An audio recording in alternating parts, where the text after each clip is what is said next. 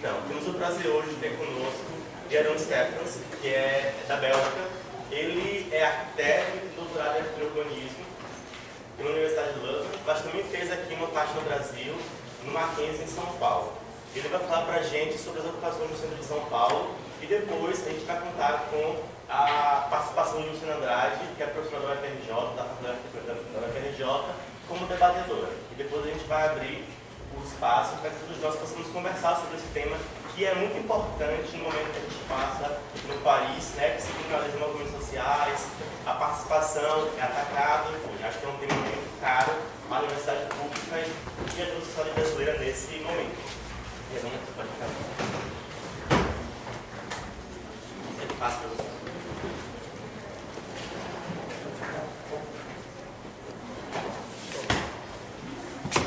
Bom, boa tarde. Obrigado, João, obrigado, Paula, pelo convite e para me ajudar para chegar até aqui, para apresentar um pouco do meu trabalho para vocês. Eu vou começar pedindo desculpas. Eu tentei aprender português durante o meu trabalho em São Paulo com os movimentos sem tetos.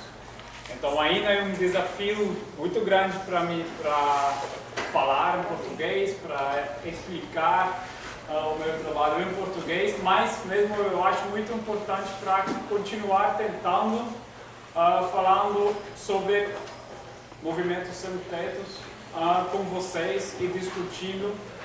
Às vezes eu vou pedir uma ajuda quando eu não estou conseguindo achar uma palavra. Com certeza tem pessoas aqui que falam inglês, então por favor me ajuda quando estou precisando. Eu trabalho na Universidade da Leuven há 7 anos, eu concluí meu doutorado, que fala sobre ocupações no centro de São Paulo. Agora eu estou dando aula lá na universidade no programa da pós-graduação, o que aqui se chama programa de mestrado, eu acho. Então se vocês querem depois mais informação sobre o programa da gente lá na Leuven, eu estou aqui à disposição. Mas hoje eu vou falar um pouco sobre o meu trabalho em São Paulo. O título do trabalho é Ocupação e Cidade. Desculpe, tudo é em inglês, mas eu acho que é fácil para aprender, porque em geral a maior parte é gráfico. Então, Ocupação e Cidade, o proto-urbanismo dos movimentos urbanos no centro de São Paulo. Então, o trabalho inteiro, na verdade, é uma pesquisa sobre a relação e a interação entre a cidade e a ocupação, em todos os lados e todas as direções. A gente sempre tentava entender qual é o impacto das ocupações na cidade, como a cidade pode ser pesquisada, como seria uma ocupação, como é que ocupações estão parte da construção da cidade e qual tipo de cidade está surgindo dentro das ocupações. Então tem todas essas interações entre o conceito da cidade, o que é cidade, como fazer cidade, e o ato de ocupar espaço. Então o objetivo do trabalho foi pesquisar a interação entre ocupações e a cidade, como eu falei. Então, como entender a interação entre movimentos urbanos e urbanismo? Como é que movimentos urbanos fazem um tipo de urbanismo? E qual é a relação do urbanismo numa definição mais convencional, profissional e esses movimentos urbanos? Então, a questão principal, como é que os movimentos urbanos estão, não sei como traduzir essa palavra, prefiguring, tipo, iniciar, começar, prefigurar, na verdade, um tipo de, o que a gente chamava de proto-urbanismo, como um protótipo, como um exemplo de fazer, de um jeito de fazer urbanismo. Então, é um jeito de construir e mudar a cidade. A abordagem metodológica sempre foi duas trajetórias. Tive uma abordagem em dobro, na verdade, que é muito baseado na história do nosso programa lá na Leuven, na Bélgica, e o trabalho do nosso grupo de pesquisa. Sempre tem uma análise que é muito focada no espaço.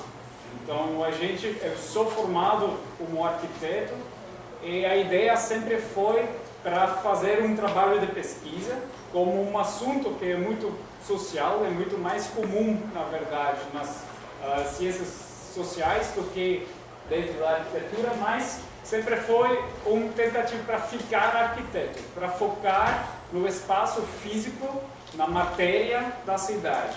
Então, isso é muito simples, na minha opinião. O foco do meu trabalho sempre foi no espaço da ocupação. Como é que os movimentos estão mudando a arquitetura? Como eles estão construindo? Como eles estão destruindo paredes? Como eles estão abrindo espaços? Então, o trabalho de documentação foi sempre muito focado nessa linha da arquitetura do movimento. Como é que o movimento faz uma mudança no espaço físico, na matéria concreta da cidade. E o jeito para fazer isso foi uma participação imersiva. Então eu tentei fazer essa pesquisa do espaço através da minha participação dentro do movimento. Então o meu trabalho foi em total umas 4 anos, e desses 4 anos eu fiquei morando 2 anos dentro da ocupação, dentro de 3 ocupações, na verdade, do movimento que eu pesquisei, que foi o MSTC e o FLM. E o MSTC faz parte do FLM. Então, foi sempre uma tentativa para documentar, pesquisar, analisar criticamente a mudança do espaço do movimento, mas através de uma participação dentro do movimento. Eu morei lá e participei em todos os atos, as reuniões, eu ocupei com eles, eu fui despejado com eles, sempre tentando documentar como é o dia a dia dentro das ocupações e como é que isso faz uma mudança dentro do espaço da cidade. Então, essa slide é importante para mim para mostrar que isso não é um trabalho individual, que não é só eu que fiz tudo isso, mas que foi um trabalho muito coletivo. Eu trabalhei muito com alunos do mestrado e alunos de graduação que fizeram mestrados comigo. Então, todos esses livros são trabalhos de alunos que trabalharam juntos comigo, que foram para São Paulo fazer um trabalho de campo de 2 meses juntos comigo e sempre focando em alguns estudos de caso. A gente fizeram um trabalho, por exemplo, esse de 2015 focou só na ocupação do Hotel Cambridge, muito no centro de São Paulo. Os outros tiveram um trabalho aqui que focou nas ocupações do mesmo movimento, mas na periferia. Eles documentaram 6 ocupações do mesmo movimento, mas na periferia de São Paulo. Então, cada trabalho dos alunos tive um pedaço do meu doutorado e da minha pesquisa. A gente fizeram um monte de oficinas e workshops, debates dentro das ocupações em São Paulo. Então, a ideia sempre foi para não fazer um trabalho que fala só sobre as ocupações e sobre movimentos sem teto, mas para construir um trabalho juntos com os movimentos sem teto. Então, desde o início, eu comecei a organizar oficinas e debates dentro da ocupação, convidar professores, gente da prefeitura, da Coab, para a ocupação e fazer pequenos trabalhos lá juntos com os moradores e a coordenação. Então, esses são todos os estudos de caso que foram feitos durante esses 4 anos. E como vocês conseguem ver, tive um foco grande no centro histórico de São Paulo, então uma parte muito pequena do metrópole, e alguns estudos de caso na periferia da periferia, para entender como é que o movimento sem teto faz uma reciclagem, uma recuperação da cidade antiga, e como é que no mesmo tempo a gente está pegando espaços fora da cidade e estão ajudando a cidade a crescer, a fronteira da cidade, na verdade. Então, essa ideia que tem uma recuperação e uma construção nova sempre foi importante para entender as diferenças, jeitos dos movimentos para construir a cidade. A tese de doutorado tive 3 capítulos grandes, tive uma introdução e, na verdade, uma reflexão no caso do Wilton Pais, a ocupação que caiu o ano passado, onde tive o incêndio, e foi lá nesse momento que ajudou o movimento a assistir esse incêndio. Então foi um momento muito impactuoso durante o meu trabalho e eu estou usando esse caso para introduzir todas as questões que as ocupações colocam. Como é que um prédio que foi, nos anos 60, um dos prédios mais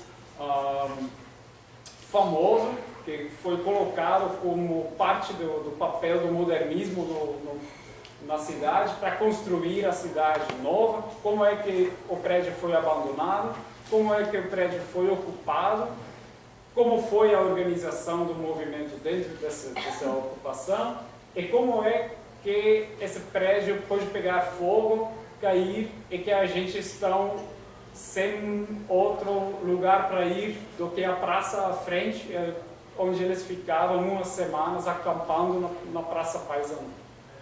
Então, toda essa casa é só usada para perguntar, para colocar perguntas. Qual é esse fenômeno na cidade?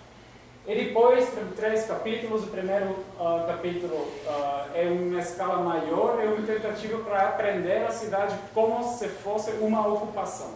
Como a cidade sempre foi, na verdade, um tipo de ocupação do território. Como a cidade, como a cultura humana sempre foi ocupando o espaço que ele pensou que foi vazio, que na interpretação do urbanismo convencional, em qualquer período na história, foi um ato de ocupar um terreno para melhorar, para construir cidade. Então é um primeiro tentativa para pensar esse conceito de ocupação e cidade, como é que a cidade sempre de algum jeito, uma ocupação, e como é que o urbanismo está afiliado, relacionado com esse ato de ocupar espaço. A segunda parte fala sobre o bairro do Bexiga, e o caso particular do Teatro Oficina, que fica no meio desse bairro, no centro de São Paulo, para entender uma escala menor, tipo uma escala média, como funciona essa troca entre o ato de ocupar e o desenvolvimento e a urbanização da cidade. E a terceira parte é mais uma escala arquitetônica, que fala sobre algumas ocupações no centro de São Paulo, além do tempo e além do espaço. Então é uma tentativa para reconstruir a história dos últimos 20 anos dos movimentos sem teto no centro de São Paulo, mas através das ocupações, através dos prédios, na verdade, da arquitetura que eles ocupavam.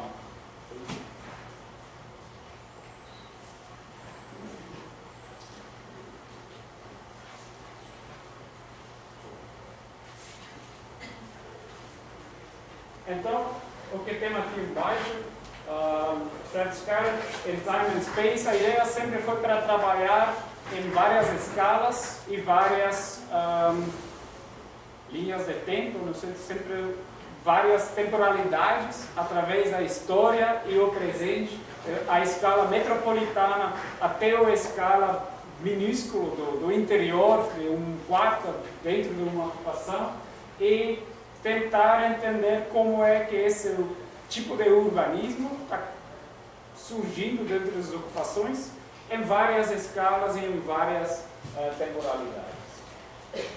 Então tem 4 palavras que eu vou tentar explicar durante a apresentação para introduzir e construir uma reflexão sobre esse tipo de proto-urbanismo que os movimentos fazem. São 4 palavras-chave que estão sempre dentro do trabalho, que é vazio, vacancy, o espaço vazio, ocupação, movimento e mutirão. Então, o primeiro parte fala sobre a organização do São Paulo e como o centro sempre foi um parte muito específico da morfologia do território da cidade, que na verdade sempre foi uma interpretação do território que, claro, que nunca foi vazio, porque foi habitado, foi ocupado já quando os portugueses chegavam, mas que sempre foi entendendo como um território vazio, que não tive ocupação, então que tive uma liberdade para ocupar e para construir cidade. O centro, que sempre ficou a área de fogo, como o pedaço mais simbólico, que sempre foi o parte que mudou mais do que qualquer área da cidade. Qualquer nova parte da cidade que urbanizou teve um impacto no centro. Então, qualquer plano que foi feito por qualquer parte da nova periferia da cidade tive uma reflexão e tive um impacto no centro da cidade. Então, a ideia foi que esse pedaço, que é a parte mais denso da cidade, tem uma layers, tipo, tem várias no mesmo lugar, que é muito simbólico para pesquisar a cidade como um inteiro. E você tem pedaços de qualquer parte da história colocado nesse pedaço. Então tem ocupar como um ato de pegar espaço, pegar território, mas que no mesmo tempo sempre é uma ideia de se ocupar com esse espaço, um papel de mudar, sempre uma ideia de melhorar esse espaço. Então a gente mapeava toda essa história desse pequeno pedaço do centro, para pesquisar como é que foi durante esses 500 anos de urbanização e reurbanização do centro, foi construindo um território que é muito emblemático da história da cidade. Então tem um mapa de cada etapa da urbanização, desde a paisagem natural, a primeira ocupação colonial, primeira parte da urbanização, a reconstrução durante a época do modernismo, os grandes trabalhos do Prestes Maia, que no mesmo tempo foram uma tentativa para renovar o centro, mas que teve um impacto muito destrutivo no mesmo tempo. Então a ideia é que a reconstrução sempre tem um impacto de destruição ao mesmo tempo. Durante o regime militar, o Minhocão que foi construído, que foi mais um buraco grande dentro da morfologia do centro, mas de novo como uma tentativa para melhorar. Então essa é uma imagem do centro para mostrar que tem aspectos de toda essa história da urbanização da cidade dentro da tipomorfologia, dentro da arquitetura do centro mesmo. Porque o centro é um espaço muito simbólico para pesquisar a cidade, na verdade. É um simbolismo que não é só um simbolismo acadêmico, científico, mas que é um simbolismo muito popular também. Que quando você tem alguma coisa que você quer colocar no público, que você quer ser conhecido, você vai pegar o espaço do centro. Você não vai pegar qualquer rua na cidade, você vai pelo centro, porque você quer denunciar sua claim, sua reivindicação.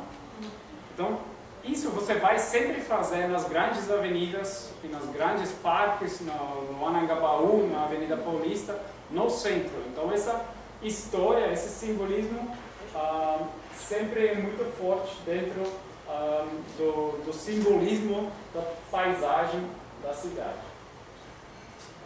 Então um centro que no mesmo tempo é muito denso de simbolismo, de arquitetura, da história, mas que paradoxalmente, como um grande paradoxo, é meio vazio no mesmo tempo. Então isso é uma loucura que sempre foi muito difícil para explicar na Europa. Como é possível que na parte mais importante, que na parte mais simbólica, que na parte mais denso da cidade, tem até distritos com mais de 50% da arquitetura vazio, abandonado. Então isso sempre foi muito difícil para entender. A gente sempre colocava nessa ideia que, na verdade, dentro da história da cidade, o espaço vazio sempre foi o lugar onde a nova cidade vai ser construída. No início da urbanização foi os largos, os espaços, tipo wetlands, onde o água ficou, que depois viraram os maiores espaços públicos. Então sempre tem uma ideia de ter um espaço vazio que depois é o território onde você vai construir a nova cidade, a ideia da cidade da futura. Então a gente sempre entendeu o espaço vazio como um landscape of untapped potentiality, uma paisagem de potencialidade, na verdade. O território onde você consegue fazer alguma coisa, porque ainda está aberto para reconstruir. Então, para entender essa paisagem, a gente fizeram muitos mapas mapeando e documentando a variedade de espaços e prédios vazios. Quais são as tipologias, quais foram as épocas que eles foram construídos, como eles funcionam em vários degraus de esvaziamento, o térreo que está ocupado e tudo por cima que é vazio, o prédio inteiro que é vazio, quais são as histórias de cada prédio de esvaziamento. Então, o mapeamento e o ferramenta de mapear, documentar isso, colocar isso em papel, sempre foi a metodologia para pesquisar, para entender. A gente começava a colocar tudo em axonometrias, isometrias, plantas, cortes, para pesquisar a matéria que descobrimos. Então, esse espaço vazio, esses prédios vazios foram a primeira observação dos movimentos quando surgiram no fim dos anos 90. A observação que tive muito teto caindo e muita gente sem teto, tive um monte de gente morando nos cortiços no centro. No mesmo tempo, tive um monte de prédios abandonados. Quando a gente foram despejados dos cortiços, começaram a ocupar prédios abandonados. Então, sempre tive essa observação que espaço vazio pode servir uma outra destinação e uma outra função. E claro que essa ideia de ocupar espaço vazio sempre foi um archetype, um elemento básico da história do urbanismo e da urbanização no Brasil. O meio da cidade é feito desse jeito, só que a mudança foi de se mudar desses espaços na periferia da periferia, sempre adding, colocando mais um terreno da cidade para recuperar o velho centro. Então essa é uma ideia muito importante dos movimentos sem-tetos do centro. Eles não querem construir mais cidade, eles não querem pegar mais espaço da natureza e da paisagem, mas que eles querem reciclar e recuperar o espaço que já está lá, só falta pegar, reorganizar e reabilitar, e que ficam nos espaços mais conectados e mais simbólico, mais funcional, na verdade, da morfologia da cidade. Então isso é um cortiço que a gente documentava para entender a demanda dos movimentos sintéticos. É um velho cinema que foi ocupado nos anos 80 por algumas famílias. Tive um dono que colocou umas 80 famílias.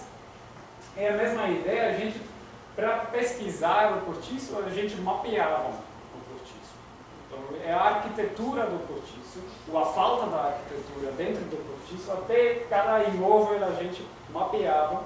E desse jeito que a gente começava a abrir uma conversa com os moradores, abrir uma conversa com um movimento que foi, nesse momento, organizando um grupo de base dentro desse cortiço. Então, é o ferramenta da arquitetura, é o desenho gráfico que foi o ferramenta da pesquisa para pensar o que é um cortiço, da onde surge essa demanda do movimento sem-teto. alguns dos panfletos do movimento nos anos 90, observando esse mesmo espaço de oportunidade. Todos os prédios vazios como uma oportunidade para viver, para habitar. Então eles sempre estão colocando essa ideia de que esse prédio pode servir 92 famílias. Aqui dá para morar 200 famílias. Então cada prédio que é abandonado é observando e descobrindo, na verdade, como um território que pode servir uma função social. Moradia é um direito humano, está na Constituição Federal, então aí os movimentos que sempre tinham um discurso muito dentro do discurso legal, na verdade, tem um discurso, na minha opinião, grande dentro da academia, dos social sciences, que fala sobre movimentos de moradia, movimentos sem teto, como movimentos insurgentes, como movimentos rebeldes. Eu nunca me identificou muito com esse discurso, porque dentro dos movimentos eu observei um discurso totalmente diferente. Eles não falam sobre eles mesmos como movimentos rebeldes. Dentro do discurso do movimento, eles sempre falam que eles estão fazendo a lei, porque o governo não faz. Eles estão fazendo o que a Constituição diz. Então, cada sem-teto, na verdade, é fora da lei, só porque é sem-teto. A Constituição diz que todos têm o direito à moradia. Cada prédio que é abandonado é fora da lei, porque não serve uma função social. Então, dentro do discurso, eu sempre achei isso muito forte. Dentro do discurso dos movimentos sempre tem uma ideia de a gente está fazendo o que é justo. A gente está como o governo, a gente está fazendo o que deve ser feito. A gente não está rebelando, lutando contra algo. A gente está só fazendo o que já está colocado em papel e fazendo isso na realidade, na prática do dia a dia da construção da cidade. Então, eu sempre tive um grande papel do movimento para convencer famílias que esse trabalho, essa ocupação, esse ato de ocupar e pegar espaço é justo, é legítimo. Então, eu nunca ocupei imóvel abandonado, eu fiquei assim de tanto pagar aluguel. Uma tentativa, eles têm um monte desses desenhos para convencer os grupos de base, as famílias da baixa renda, que a luta deles é justa, que eles estão agindo, o que eles fazem é parte do direito que eles têm. Eles fazem muitas reflexões sobre a pedagogia do Paulo Freire, como educar as famílias para pegar esse direito, mas então sempre é um trabalho de base, é um trabalho de se movimentar dentro da cidade, como uma tradução literal um movimento, que é uma tentativa de movimentar famílias, movimentar a cidade como um jeito de se liberar, o que foi uma ideia principal do Paulo Freire nos anos 60. Então, essa é uma reunião,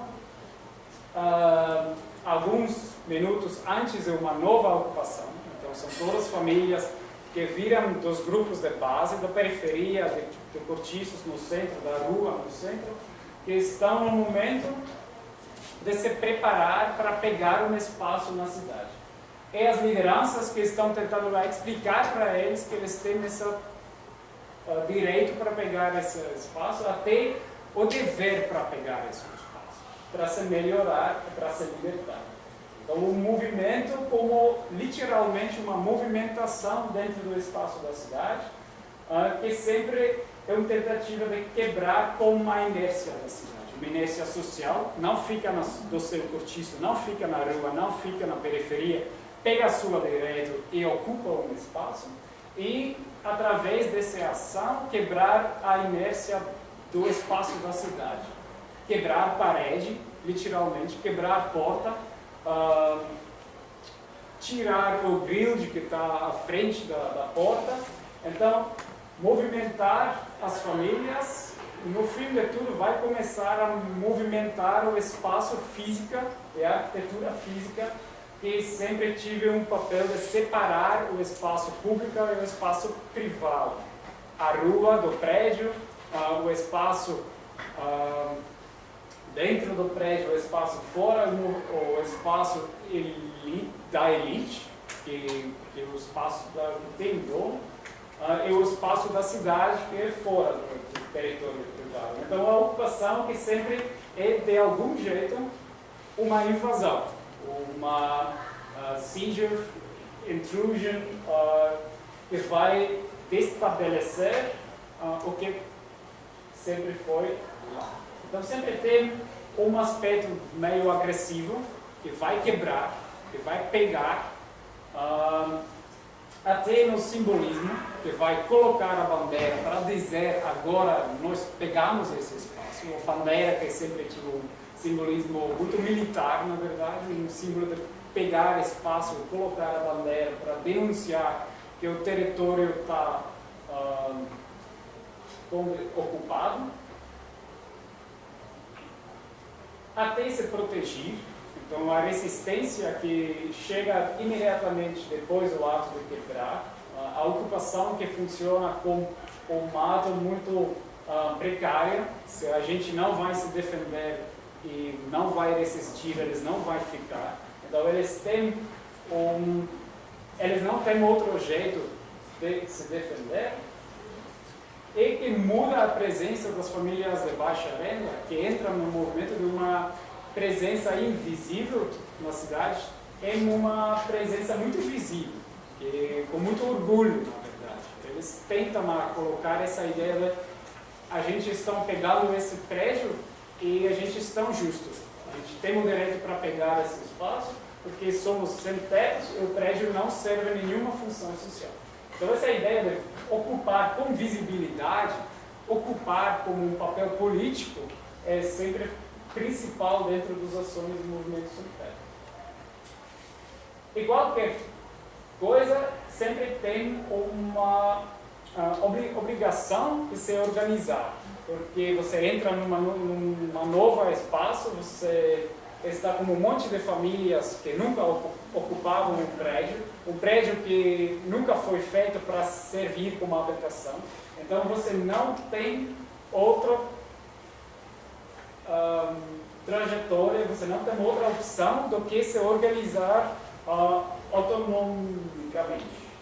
Então o mutirão é lá desde o início da ocupação. Você tem que agir de um jeito coletivo, porque você não tem uma outra jeito de se organizar. Então, mutirão sempre foi entendido como um trabalho coletivo, um trabalho social, mas que surge de uma necessidade. Você faz juntos, você vai construir seu espaço juntos, porque você não consegue fazer isso sozinho. Então, você vai se afiliar como um movimento por causa da necessidade. E depois disso você tem um processo de se instalar, de apropriar o espaço, acampar no prédio, que é o começo da mudança da arquitetura do prédio. Isso foi um escritório que foi ocupado em 2016. Então a gente ficava umas 5 meses lá dentro. Então os primeiros atos são sempre pequenos atos de ocupar e se instalar dentro de um prédio que nunca foi feito para habitar. Então a gente morava em um andar aberto, não tive parede dentro, tive um banheiro pelo prédio inteiro, que foi feito pelos moradores mesmos. Então o ato de se instalar e ocupar esse espaço é um trabalho muito cansativo, muito lento de organizar esse espaço. Então é um processo muito arquitetônico, na verdade, porque é a organização do espaço que faz a ocupação. O trabalho de mutirão, isso é do início da ocupação do Hotel Cambridge, onde tive um mutirão grande para retirar todo o lixo que tive dentro do prédio. Tive mais de 30 caminhões de lixo que foram retirados do prédio. Então o trabalho de mutirão, reorganizar o espaço, é o que faz a ocupação. É assim que a gente está construindo o espaço dentro do prédio vazio. Isso é uma ocupação muito mais recente no prédio do INSS, na Avenida 9 de Julho, mas é a mesma ideia. É a primeira semana da ocupação, é o ato de ocupar, não é só pegar, mas é organizar, é limpiar, é se instalar. Então é um ato de pegar espaço para começar a construir espaço. Instalar os redes elétricos, as redes hidráulicas. Essa é uma das ocupações mais famosas no São Paulo, que eu acho que todo mundo conhece, a ocupação Mauá, que foi lá há 12 anos agora. E quando a gente consegue ficar 12 anos, dá para ver que todo esse processo de construir espaço, renovar o espaço, reciclar, recuperar o espaço, é muito visível. Isso é a ocupação, um dos primeiros anos da ocupação. Isso é depois de 10 anos, quando a gente conseguiu reconstruir toda a fachada e abrir todas as lojas que tive no térreo, que foram abandonadas também. Então, moradia só é o começo para instalar empregos também, para reconstruir uma vida urbana também. Essa rua se virou uma rua muito mais viva do que antes da ocupação. É o mesmo processo dentro dos corredores e dentro dos quartos da ocupação.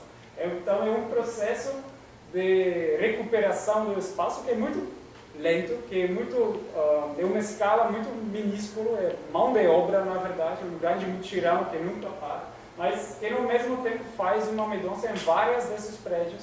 Então, é através desses pequenos trabalhos que estão em vários prédios ocupados que surge um tipo de urbanismo que é feito de um jeito mutirão e que é feito como uma mão de obra. Esse é um espaço, primeiro dia da ocupação do prédio INSS, 2 anos atrás. Esse é o mesmo espaço um ano depois, para mostrar toda essa mudança dentro do prédio, onde tem agora uma variedade de assembleias e festivais culturais. Um dos quartos, primeira semana da ocupação, e um ano depois, quando eu visitei de novo. Então a gente tem a liberdade de ter um prédio, um espaço físico, uma infraestrutura básica para se organizar e para se melhorar. E sempre fica um trabalho político.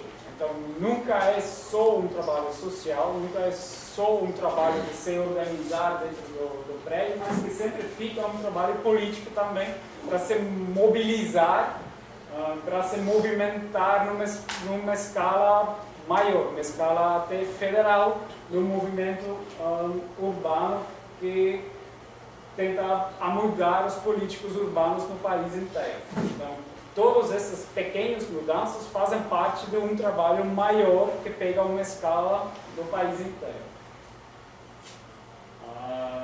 Então, esse aspecto, esse lado político, faz parte do dia a dia da ocupação. Isso é um dos atos, mobilizações que a gente fizer quando a Dilma foi impeached. Então, porque todas as ocupações estão nas avenidas principais do centro, eles conseguem parar a cidade. Todas as ocupações da MSTC pegam espaços tão estratégicos dentro da morfologia do centro que quando eles vão parar a rua, eles conseguem parar a cidade. Então, a presença em algum dia minúsculo são alguns prédios, são umas 15 prédios nessa época.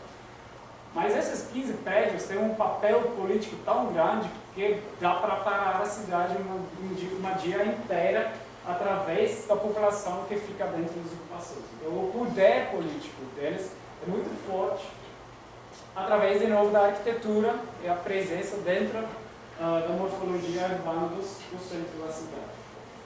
Então, alguns exemplos para mostrar como esse espaço vazio, esses prédios abandonados, fazem parte da estrutura básica da cidade. Não são qualquer lugar na periferia onde a gente vai construir um barraco, mas são os prédios mais famosos da história de São Paulo. Esse é um dos primeiros hotéis que foi feito por Ramos Azevedo, que fez o Teatro Municipal de São Paulo, um dos arquitetos mais famosos que foi lá em São Paulo. E são esses prédios que o movimento vai ocupar, para mostrar e para denunciar que eles têm o direito não só à cidade, mas que eles têm o direito ao centro da cidade, aos espaços melhor da cidade. Então, todos esses prédios que têm uma arquitetura particular vão virar uma ocupação diferente. Sempre eles têm que se adaptar à arquitetura que já está lá, como a gente sempre fizer uma planta da arquitetura original, é a mudança que foi feita através da ocupação. Como se muda um escritório, uma fábrica, uma loja, um motel, é uma ocupação de moradia.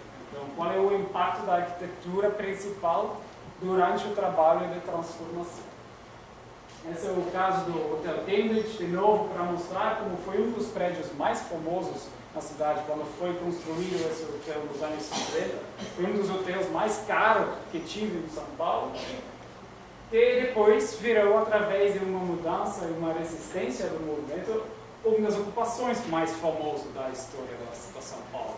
Então, que tem essa arquitetura que foi feita de um jeito monumental, foi feito para ser elegante, para ser prestigiosa, foi depois mudado para servir como uma ocupação monumental, para ter uma presença dos sem-tetos no centro, que é visível e que é político.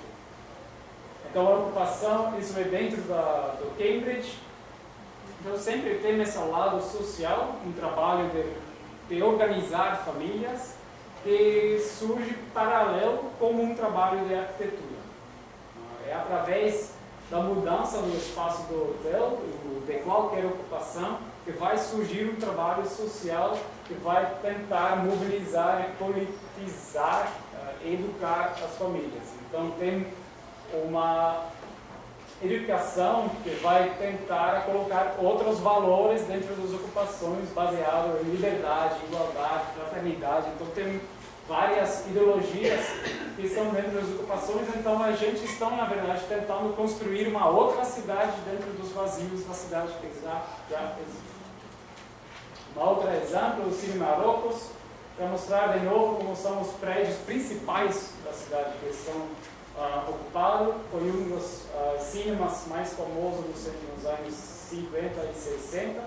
E o movimento vai mudar esse simbolismo, essa monumentalidade do prédio, para dar visibilidade na presença do movimento. Então, eles querem que todo mundo vai saber que eles estão lá. Então, eles estão pegando os espaços principais da estrutura da cidade, que vão dar essa loucura de uma arquitetura que é muito ambivalente, e no mesmo tempo tem um espaço muito luxuoso e baratos, a arquitetura da favela, a arquitetura da periferia, que é construído dentro desses espaços. Então tem um paradoxo,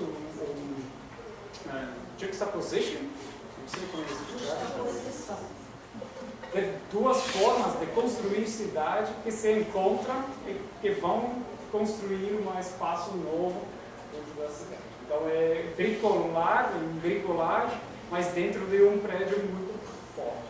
O Prestes Maia, que é a mesma ideia, um dos prédios mais visíveis, mais famosos no centro, que virou uma das ocupações mais conhecidas. A gente tentava mapear toda a história do prédio, como é que foi abandonado, quando foi ocupado a primeira vez, hoje foi ocupado até 5 vezes de novo, como tem todos esses prédios cinzas são abandonados no entorno, então tem uma paisagem muito grande de território abandonado nessa parte do centro, para tentar entender como é que o movimento sem-teto vai construindo a cidade.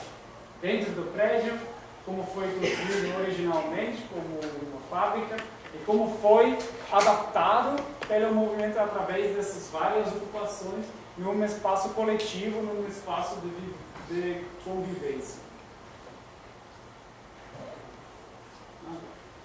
E, de novo, como já falei, a moradia que só é o começo, que vai dar oportunidade para começar uma loja, para achar um emprego. Então, o espaço físico do prédio antigo dá o espaço e dá a oportunidade para organizar, para se organizar melhor.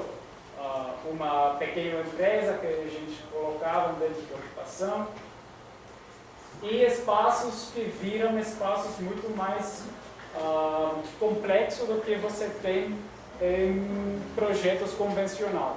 Tipo, um corredor que no mesmo tempo uma sala coletiva, que no mesmo tempo uma sala para secar roupas, que uma sala de festa durante o fim de semana. Então, não tem essa função focada, tipo, aqui você vai ter um quarto, aqui você vai ter outro quarto, aqui você vai ter cozinha, aqui você vai ter sala, porque tem essa liberdade dentro do espaço do prédio, a gente vai construindo espaços muito mais ambivalentes, muito mais interessantes, às vezes, na minha opinião, do que um projeto convencional, que fica no padrão da habitação social.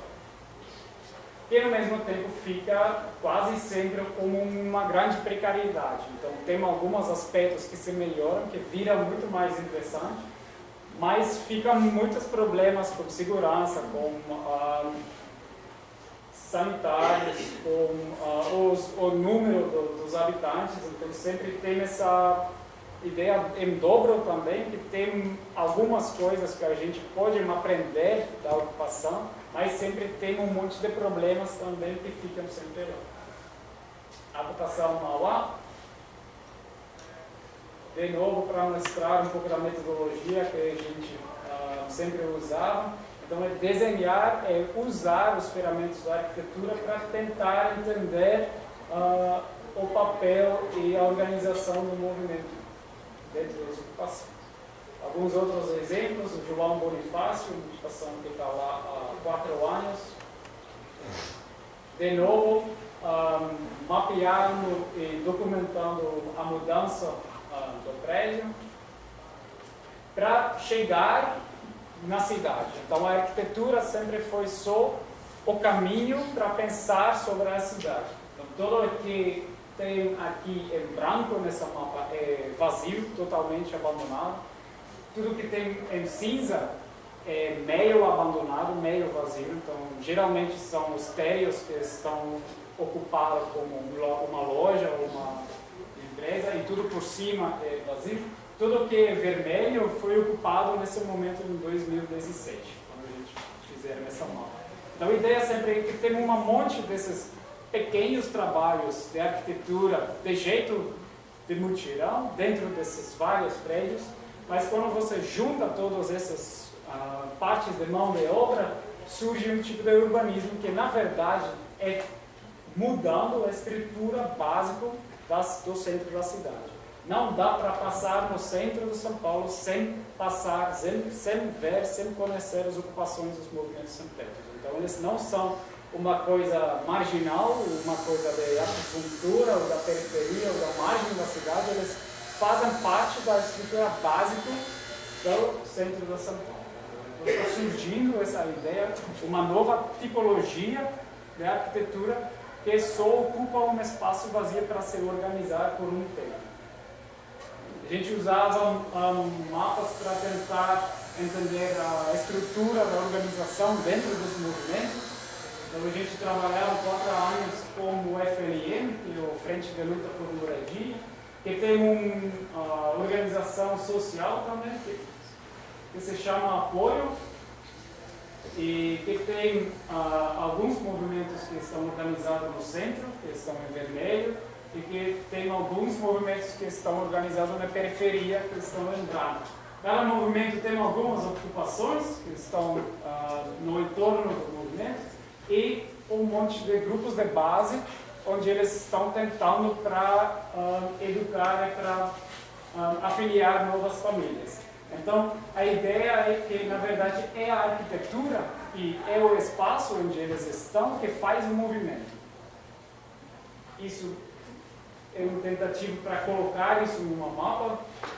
São os mesmos movimentos que fazem parte da frente da luta, mas colocado no território do metrópole. Então, eles têm o sede deles em várias ocupações no centro, eles têm vários grupos de base, várias ocupações na periferia. Então, eles estão tentando para se organizar na escala metropolitana na cidade inteira, juntando mais de 25 mil famílias. Então, não é pouca coisa, é só um dos vários movimentos que tem em São Paulo.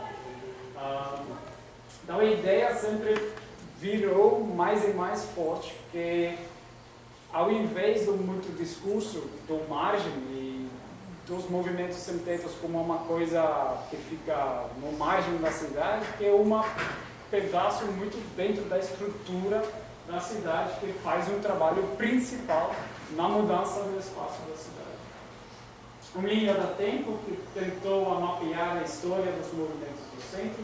Essa é uma das imagens finais, eu vou parar mais ou menos aqui, que foi uma tentativa para mapear a FLM, que foi o movimento. Então a gente usava sempre os desenhos como uma linguagem meio universal para comunicar como movimento. Então fizemos uma mapa do espaço do movimento, juntando todos os prédios que estão ocupados pelo FLM, todas as ocupações na periferia, a norte, a leste, ao sul, e todos os projetos que eles estão desenvolvendo dentro do programa da Minha Casa Minha Vida Entidades. Então, assim dá para começar a ver que eles, na verdade, estão construindo quase uma cidade, quase um pedaço da cidade, dentro do espaço vazio da cidade. Eles estão tentando pegar esses espaços que não servem como uso para construir uma cidade, mas que é uma cidade diferente do que a cidade que existe. Eles têm os seus ideologias, os seus ideias de como essa cidade deve ser. Então, assim é que tem um urbanismo que está surgindo, que a gente chamava um proto-urbanismo. Então, para finalizar, o termo proto-urbanismo, dentro da conclusão da tese, foi 4 perguntas, na verdade. O que seria esse proto-urbanismo que eles fazem durante essa construção da cidade? Seria um urbanismo que baseado na resourcefulness, não sei, no particularidade, na recursos, os recursos, na verdade, que já estão lá. Por isso que a gente sempre trabalhava na periferia também, para mostrar que no centro é diferente, porque o que eles estão fazendo é um trabalho de recuperar, um trabalho de reciclagem. Então, eles têm esse poder de reconhecer o espaço que já está lá e que só falta ocupar e reorganizar. Segundo, seria um urbanismo que usa os valores da temporalidade, que é muito difícil dentro da arquitetura e urbanismo. A gente não está muito acostumado para pensar a arquitetura como algo que pode ser temporal, que